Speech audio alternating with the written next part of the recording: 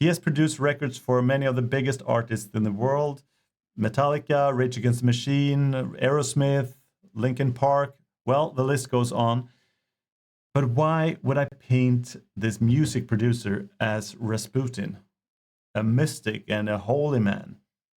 Well, stay to the end of this video and I will tell you all my thoughts about Rick Rubin and what he has in common with this strange influencer of the royal court of Russia, the final years leading up to the Russian Revolution. Stay tuned. At a first glance, it might seem like a strange choice. If you go by looks only, maybe it would be better to paint him as Karl Marx, but I think that's about all they have in common.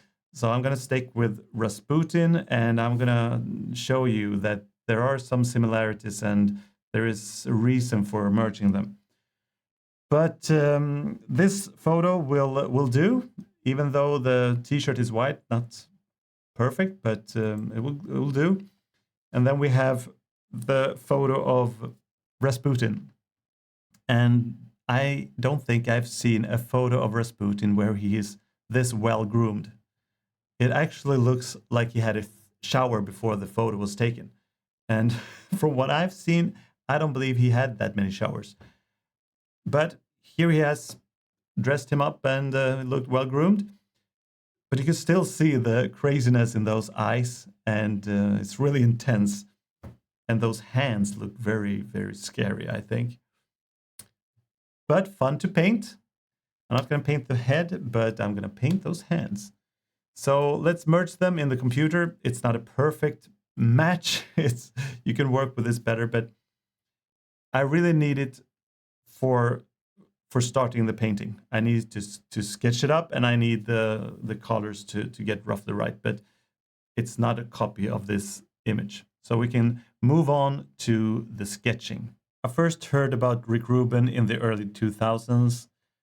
I believe he's the reason for me starting to listen to Johnny Cash. I still had an active interest in listening to music. I was still young, and I had my Johnny Cash period. And it's probably because of Rick Rubin, even though I listen to mainly other records than the ones that he produced for Johnny Cash. But the reason for me painting Rick Rubin is really not because of his music. The reason is his ideas about creativity. He published this book about creativity, which I read and enjoyed. In this book, he talks about creativity as something that doesn't come really from within. It's more something that it's in the air. It's something that we can choose to be attentive to and to pick up on if we have good antennas, so to speak. If we're perceptive enough and we act upon those urges that can strike us, then we can capture those great ideas and we can filter them through our creativity and create something that will be great art. And for me, it sounds very much like collective consciousness. And I don't know, I had preconceptions. I thought that because he's into kind of rough musical styles, very secular music, I believe, I didn't see him as some person that would promote that kind of idea. When I first became aware of him, I thought of him as a typical leftist artist. And maybe he was or is, I don't know.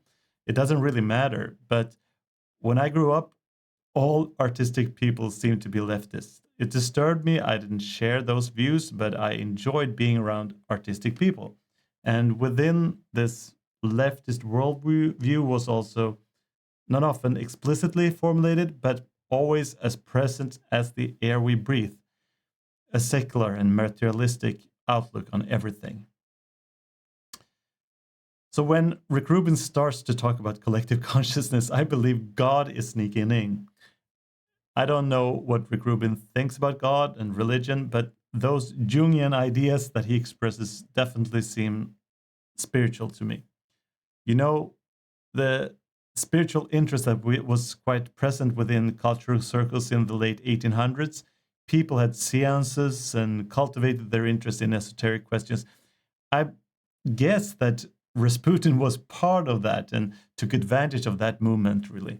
And maybe Rick Rubin does the same for our profane musicals elite today. It seems to me that we're a growing number of people that are tired of the scientism of Western societies. We're searching for a deeper meaning.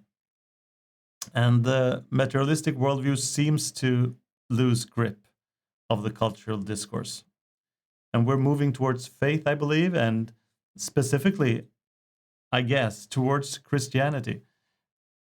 So regarding Rick Rubin, this is really just a hunch because I have no idea what Rick Rubin believes, apart from the ideas of creativity that he has written and talked about in many podcasts and interviews. But I like that. I don't know where he stands politically.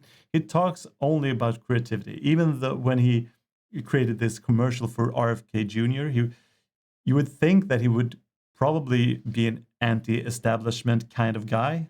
Also, when you look at the catalog of artists that he has produced over the year, Rage Against the Machine and Public Enemy, huh? That seems like a good guess. But he chose not to take sides with RFK or voice his opinions on the matters that he talks about in any way, even though he produced the commercial for him. And I guess that's smart. I should probably take that to heart.